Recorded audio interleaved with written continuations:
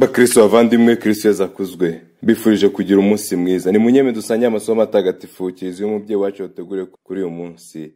Isomo rya mbere, isomo ryo mu gitabo cy'imuka Misiri. Musa arambura ukuboko kwe akwerekeza ku nyanja, maze muri iryo joro ryose Uhoraho aturisha inyanja umuyaga w'inkubi ituruka mu burasirazuba. Inyanja irakama, amazi yayo yigabanyamo kabiri, ku buryo Abayisiraheli bagendaga ku maguru mu ngeri y'inyanja, naho amazi yemaraye nk'inkike iburyo n'ibumoso bwabo. Nuko Abanyamisiri babirukaho amafarasi yose ya Farawo hamwe n'amagare ye n'abanyamafarasi be, bashoka mu nyanja nyirizina babakurikiye. Ngo bigere mu museke, Uhoraho arebera ingabo z'Abanyamisiri muri ya nkingi y'umuriro n'agacu, maze atera impagarara mu ngabo z'Abanyamisiri, abuza ibiziga by'amagare yabo kugenda, kuyatwara bikabagora. Ubwo Abanyamisiri barabwirana bati, nimuze duhunge Abayisiraheli, kuko Uhoraho arwana mu kigwi cyabo yibasiye Misiri. Nuko Uhoraho abwira Musa ati, rambura ukuboko kwawe werekeza ku nyanja, kugira ngo amazi agaruke yibumbire hejuru y'Abanyamisiri, hejuru y'amagare yabo n'abanyamafarasi babo. Musa rero arambura ukuboko kwe akwerekeza ku nyanja, maze izuba rigiye kurasa, amazi agaruka mu mwanya yari asanzwemo. Abanyamisiri bakubana bayahunga, ariko Uhoraho yararika Abanyamisiri mu ngeri y'inyanja. Amazi asubiranye atwikira amagare n'abanyamafarasi n'izindi ngabo zose za Farawo zari zashotse mu nyanja zikurikiranye Abayisiraheli, ntihagira n'umwe ucika ku icumu. Nyamara Abayisiraheli bo bari binyuriye mu nyanja nyirizina humutse, amazi yemaraye nk'inkike iburyo n'ibumoso bwabo. Nuko uwo munsi Uhoraho akiza Abayisiraheli igitero cy'Abanyamisiri, maze Abayisiraheli babona ku nkombe y'inyanja Abanyamisiri babaye imirambo. Abayisiraheli babona ukuntu Uhoraho yatsembesheje Abanyamisiri ububasha bukomeye, maze imbaga yose itangira gutinya Uhoraho, yemera Uhoraho na Musa umugaragu we.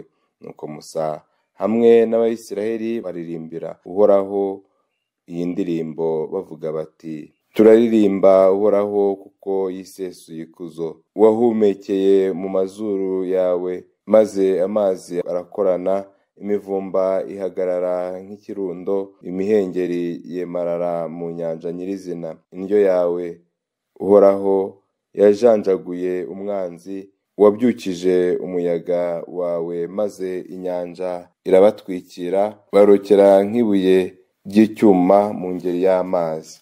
Wabaye indahemuka, uyobora imbaga wironkeye, ku bubasha bwawe uyerekeza mu ngoro yawe ntagatifu, ahantu wigiriye ikibanza cyawe Uhoraho. Nyagasani Yezu nabane namwe. Amagambo yo mu Ivanjiri ntagatifu uko yanditswe na Matayo. Muri icyo gihe Yezu akibwira rubanda, nyina n'abavandimwe be baba bari hanze bashaka kugira icyo bamubwira. Nuko umuntu aramubwira ati, dore nyoko n'abavandimwe bawe bahagaze hanze barashaka ko muvugana. Yezu asubiza uwari ubimubwiye ati, mama ninde n'abavandimwe banjye ni bande? Nuko arambura ukuboko yerekeje ku bigishwa be ati, dore mama n'abavandimwe banjye, kuko ukora icyo Data wo mu ijuru ashaka wese niwe muvandimwe wanjye na mushiki wanjye na mama. Iyo ni Ivanjiri ntagatifu. Bakristo bavandimwe, amasomo matagatifu kiriziye umubyeyi wacu yateguriye kuri uyu munsi aratwibutsa ko Imana ituba hafi ikaturwanirira muri byose. Mu Ivanjiri Yezu Kristo aratwibutsa ko turi abavandimwe be igihe dukora icyo Imana ishaka, igihe dukora gushaka kwayo. Isomo riratwibutsa ko Imana irwanirira abayo ikoresheje ububasha bwayo, ikigaragaza. Kuba amazi yarahagaze, kuba Abayisiraheli baratambutse ahantu humutse, ni ikigaragaza ko Imana ishobora byose kandi igenga byose, igategeka byose. Icyo dukwiye kurangamira ni ububasha bwayo. Tuyizere rero kandi tuyitakambire igihe cyose duhuye n'ibiturwanya cyangwa se n'abaturwanya. Twumve ko idutabara kandi iri mu ruhande rwacu. Igihe cyose rero Imana iri mu ruhande rwacu, turatsinda kakahava, twivuna umwanzi n'abaduhigira. Ibyo Imana idukorera bigomba kudutera kuyubaha, kuyimenya no kumenya ububasha bwayo. Imana igaragaza ikuzo n'ububasha byayo igihe cyose. Natwe rero twirinde guhangana nayo, ahubwo twumve ko igihe cyose irwana mu kigwi cyacu kandi ikibasira abanzi bacu. Uhoraho araturinda kandi akadukiza. Uhoraho atuba hafi, akaduhora hafi. Natwe tujye tumenya ububasha bwe kandi igihe cyose twamamaze ikuzo rye. Yezu Kristo rero mu ivanjiri aratugaragariza ko tuba abavandimwe igihe twumva ijambo ry'Imana, igihe dukora ugushaka kw'Imana. Umubyeyi Bikira Mariya azi umwanya we, ntavundira umwana we ngo amubuze ubutumwa. Uwabivuze ko ari hanze ntabwo yamutumye.